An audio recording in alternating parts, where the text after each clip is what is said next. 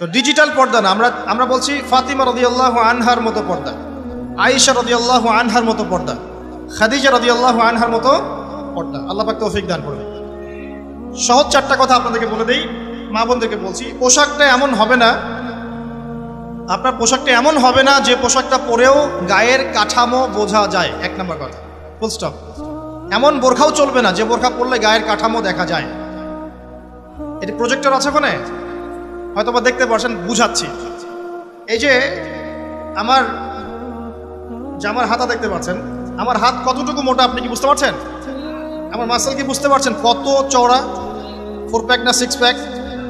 আচ্ছা, এটা কোনো প্যাকই না অবশ্য। আচ্ছা, তো এখন এটা ঠিক আছে পর্দা। এটা যদি আপনার অন্য কোনো অঙ্গ প্রত্যঙ্গ হয় একই হুকুম। প্রতিটার ক্ষেত্রে কি একই হুকুম? হাতের ক্ষেত্রেও যেমন হুকুম, অন্য সমস্ত অঙ্গ প্রত্যঙ্গের ক্ষেত্রে কি একই হুকুম। বুঝতে পারছি? আর ভেঙে বলার দরকার আছে? আচ্ছা, এখন যদি এই কাপড়টা এমন হয় যে কাপড় পরেও আমার হাতের কাঠামোটা এভাবে বোঝা যাচ্ছে, দেখেন এখন বোঝা যাচ্ছে যে আমার হাত কতটুকু মোটা কতটুকু পাতলা, এই পর্দা চলবে না, এই বোরখা চলবে না। এটা এক নাম্বার। 2 নাম্বার কি? 2 নাম্বার হচ্ছে কাপড়টা এত পাতলা হবে না যেটা পরেও বাইরে থেকে ভিতরের অঙ্গ দেখা যাচ্ছে। ঠিক আছে? একটু দেখেন, আমার এই জামা দিয়ে কি ভিতর থেকে বাইরে থেকে দেখা যাচ্ছে যে আমার হাতের রং কেমন? এটা ঠিক আছে। যদি কাপড়টা এমন হতো যে বাহির থেকেই ভিতরের অঙ্গ দেখা যাচ্ছে, তাহলে এটা পর্দা হতো। 2 নম্বর পয়েন্ট কি তাহলে? এই কাপড়টা এমন হবে না যে কাপড় পরেও বাহির থেকে ভিতরের অঙ্গ দেখা যায়। 2, আমি চেষ্টা করছি সহজ করে বলার জন্য। 3 নাম্বার হচ্ছে কাপড় এমন হবে না যে কাপড়টা পুরুষদের কাপড়ের সাথে সাদৃশ্য আছে। আপনি টি শার্ট, গেঞ্জি, স্কিন প্যান্ট বা পুরুষরা যে পোশাকগুলো পরে এগুলো পরতে পারবেন না। কথা কি বুঝতে পারছেন? এটা 3 নাম্বার। আর 4 নাম্বার হচ্ছে অমুসলিমদের সংস্কৃতির সাথে, তাদের ধর্মীয় কালচারের সাথে সাদৃশ্য আছে এমন কোনো পোশাক আপনার পরা যাবে না। এটা ছেলে মেয়ে উভয়ের জন্যই বলছি। কয়টা বললাম মূলনীতি ভাই? 4টা। মা বোনকে শেখাতে পারবেন তো ইনশাল্লাহ? কাপড় এমন হবে না যে কাপড় এত টাইট যেটা পরলে শরীরের কাঠামো বোঝা যায়, পর্দা হয় নাই, চলবে না। যদি বোরখাও হয় তবুও চলবে না। 2, এত পাতলা হবে না যে বাহির থেকে ভিতরের অঙ্গ দেখা যায়, চলবে না। 3 নাম্বার, পুরুষদের পোশাকের সাথে সাদৃশ্য আছে এমন পোশাক পরা যাবে না। যদিও বা শেষ জামানায় এই শ্রেণীর মেয়েদের সংখ্যা বাড়বে যারা পুরুষের পোশাক পরে রাস্তায় ঘুরবে। আর 4 নাম্বার হচ্ছে অমুসলিমদের ধর্মীয় কালচারের সাথে সাদৃশ্য আছে এমন কোনো পোশাক পরা যাবে না। 3 নাম্বারটার ক্ষেত্রে একটা কথা বলে দেই যে নবী সাল্লাল্লাহু আলাইহি ওয়াসাল্লাম বলেছেন শেষ জামানায় এক শ্রেণীর মেয়ে বের হবে। শেষ জামানা বলতে আসলে ওই জামানায়, নবীর জামানায় তারা ছিলেন না, তারা পরবর্তীতে কোনো জামানায় আসবেন, যেটা আমরা এখন দেখতে পাচ্ছি। তো এমন এক শ্রেণীর মেয়ের কথা বলা হয়েছে যে যারা কাপড় পরেও নগ্ন থাকবে। কি থাকবে? নগ্ন। আরবিতে বলা হচ্ছে নিসাউন, তারা এমন এক শ্রেণীর মহিলা হবে কাসিয়াতুন, কাপড় পরে থাকবে, আরিয়াতুন, তারপরেও নগ্ন থাকবে। বোঝানোর প্রয়োজন আছে কি? কোনো প্রয়োজন নাই, অ্যাডাল্ট আপনারা সব বোঝেন।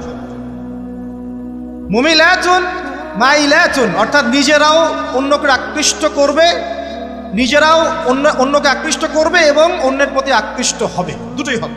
নিজেরাও আকৃষ্ট হবে, অন্যকেও কি করবে? আকৃষ্ট করবে। ওই যে সিডিউস, নিজেরাও সিডিউস হবে, অন্যকেও সিডিউস করবে।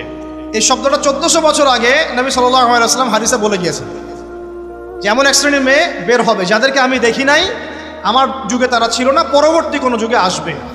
এদের ব্যাপারে নবী সাল্লাল্লাহু আলাইহি ওয়াসাল্লাম বলছেন যে তারা জান্নাতে যাবেও না, জান্নাতের গন্ধও কখনো পাবে না। আল্লাহ পাক কোরআনে বলেছেন একটা সূরায়, যদি আল্লাহ রাব্বুল আলামিন রাতকে স্থবির করে দেন, কেউ কি আছে দিন নিয়ে আসবে? আবার বলেছেন আল্লাহ পাক যদি দিনকে স্থবির করে দেন, স্থির করে দেন, কোন সত্তা কি আছে রাত এনে দিবে? তাহলে আল্লাহ পাক চাইলে একদিনকে 1 বছর করতে পারেন না? একদিনকে 1 মাস করতে পারেন না? একদিনকে 1 সপ্তাহ করতে পারেন কিনা? বাকি দিনগুলো আমাদের মতোই। সাহাবীরা বলছেন ইয়া রাসূলুল্লাহ সাল্লাল্লাহু আলাইহি ওয়াসাল্লাম, নবীর নাম আসলে কি পড়বেন? সাল্লাল্লাহু আলাইহি ওয়াসাল্লাম। তাহলে 10 নাকি পাবেন, 10টা গুনাহ মাফ হবে, আল্লাহ পাক আপনার প্রতি 10 বার রহম করবে ইনশাআল্লাহ।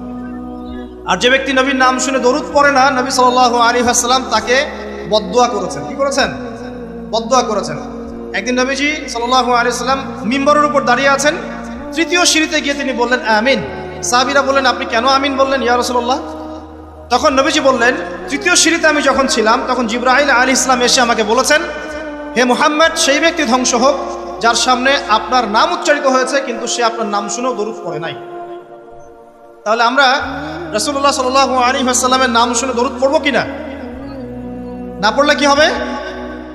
না পড়লে রাসূল সাল্লাল্লাহু আলাইহি ওয়াসাল্লামের বদদোয়া পেতে হবে। আচ্ছা, একটা প্রশ্ন এখানে থ্রো করে সামনে যাই, যে যদি রাসূল সাল্লাল্লাহু আলাইহি ওয়াসাল্লামের নাম শুনে দরুদ না পড়লেই এই শাস্তি হয়, অভিশাপ পেতে হয়, তাহলে আমরা যারা সারা জীবন রাসূলের সুন্নতের খেলাফ চললাম তাদের কি হবে বলেন? শুধু রাসূলের নাম শুনে যদি কেউ দরুদ না পড়ে তাহলেই রাসূল সাল্লাল্লাহু আলাইহি ওয়াসাল্লাম বলছেন সে ধ্বংস হোক। তাহলে যে ব্যক্তি সারা জীবন, আমরা এখন দাঁড়িয়ে রাখতে পারলাম না, সুন্নতি লেবাস চিনলাম না, টাকটুর উপরে কাপড় উঠাতে পারলাম না, আমরা রাসূলের মতো সুন্নত পদ্ধতিতে নামাজ পড়তে পারলাম না, কোরআন তেলাওয়াত করা শিখলাম না, তাসবিহ তাহলিল করতে পারলাম না, পর্দা করলাম না, রাসূলের আদর্শ নিজের ভিতরে ধারণ করলাম না, পরিবারে রাসূলের আদর্শ প্রতিষ্ঠা করলাম না, সমাজে প্রতিষ্ঠার কোনো চেষ্টা করলাম না, রাষ্ট্রে প্রতিষ্ঠার কোনো চেষ্টা করলাম না, আমাদের কি হবে? এটা বোঝার জন্য কি পিএইচডি ডিগ্রি করার দরকার আছে? বুঝতে পারছি না কি হবে। যেমন একটা আয়াত আছে কোরআনে, সূরা বাকারার 279 থেকে 84 পর্যন্ত দেখবেন। একটা আয়াতে আল্লাহ পাক বলছেন, ইয়া আইয়ুহাল্লাযীনা আমানু, হে মুমিনগণ। মুমিন কারা? আমরা তো মুমিন নাকি? মুমিন কারা? কি আমরা মুমিন না? কনফিউশন আছে? মুমিন কারা? যারা 6টা পিলারে বিশ্বাস করে। কয়টা পিলার? 1 নম্বর আল্লাহ বিশ্বাস করে না দেখেই। 2 নম্বর আল্লাহ পাকের ফেরেশতা মণ্ডলীর প্রতি বিশ্বাস করে না দেখেই। 3 নম্বর আল্লাহ পাকের সমস্ত আসমানি কিতাবে বিশ্বাস করে না দেখেই। 4 নম্বর আল্লাহ পাকের প্রেরিত রাসূলগণের প্রতি বিশ্বাস করে না দেখেই। আমরা কি নবীজিকে দেখেছি? দেখি নাই। সাহাবীরা দেখেছেন। যে ব্যক্তি পরকালে বিশ্বাস করে না দেখেই, এবং তাকদীর বা ভাগ্যের ভালো মন্দে বিশ্বাস করে না দেখেই। এই 6টা পিলারে যে ব্যক্তি মনে বিশ্বাস করে, মুখে স্বীকৃতি দেয় এবং কাজেও বাস্তবায়ন করে তাকে বলা হয় মুমিন। শুধু মুখে বলে, কাজের কোনো ফিকির নাই, মুমিন বলা যাবে? নামাজ পড়তে হয় জানে, এতটুকুই, নামাজ জীবনে পড়ার তৌফিক হলো না, পড়লো না, তাকে কি আপনি মুমিন বলবেন?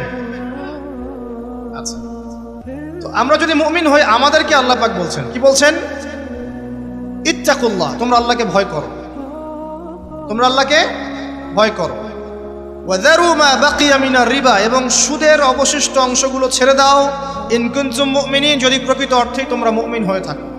তারপরের আয়াত আল্লাহ পাক বলছেন, ওয়া ইল্লাম তাফআলু, তোমরা যদি সুদ না ছাড়ো। কি না ছাড়ো? সুদের আরবি হচ্ছে রিবা, যেটা দিয়ে পুরো ওয়ার্ল্ডের ইকোনমিক সিস্টেম এখন দাঁড়িয়ে আছে। তোমরা যদি সুদ না ছাড়ো তাহলে কি হবে?